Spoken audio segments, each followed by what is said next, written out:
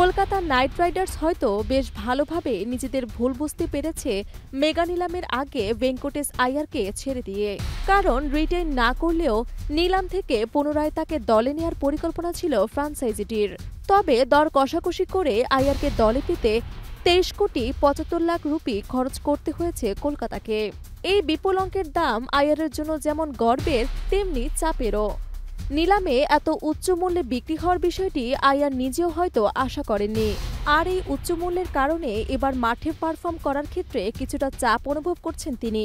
Cricket ভিত্তিক জনপ্রিয় মাধ্যম ক্রিক ইনফোকে দেয়া এক সাক্ষাৎকারে এমনটাই জানিয়েছেন এই ভারতীয় ক্রিকেটার। সেই সাক্ষাৎকারে আয়ার বলেন, অবশ্যই যদি বলি যে দামের কোনো চাপ নেই তাহলে সেটা মিথ্যা বলা হবে। আমরা সবাই সামাজিক যোগাযোগ মাধ্যমের যুগে বসবাস করি, চাপ তো থাকবেই। এটা আসলে আমার উপর নির্ভর করে আমি কিভাবে চাপ নিচ্ছি। তিনি আরও বলেন, আমি এটাকে কলকাতার আমার প্রতি আস্থা হিসেবে দেখছি, যা আমাকে দলটির জন্য বিশেষ কিছু করতে অনুপ্রাণিত করবে। তবে এমন মূল্যর কারণে আমার খেলার ধরন বদলাবে না। দামের সঙ্গে পারফরমেন্সের কোনো সম্পর্ক নেই বলে মনে করেন আয়ার। যখন আইপিএল শুরু হবে তখন আমি 20 লাখ টাকার খেলোয়াড় নাকি 20 কোটি টাকার এটিকেও মাথায় রাখবে না।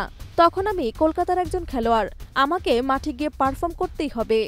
যদি আমাকে 20 লাখ টাকায়ও দলে নেওয়া হতো তাহলেও আমাকে একইভাবে খেলতে হতো। দামের চাপ থাকলেও নিজের স্বাভাবিক খেলাটাই খেলতে চান ভেঙ্কটেশ আয়ার। নিজের প্রস্তুতি ও আত্মবিশ্বাসের ওপর নির্ভর করবে পারফরমেন্স, তেমনটাই মনে করেন তিনি। নিজেকে প্রস্তুত করতে মাঠের বাইরে কিভাবে চলাফেরা করবেন, কোথায় কাজ করবেন, বিষয়গুলো নিয়ে সচেতন থাকার কথাও জানিয়েছেন আয়ার।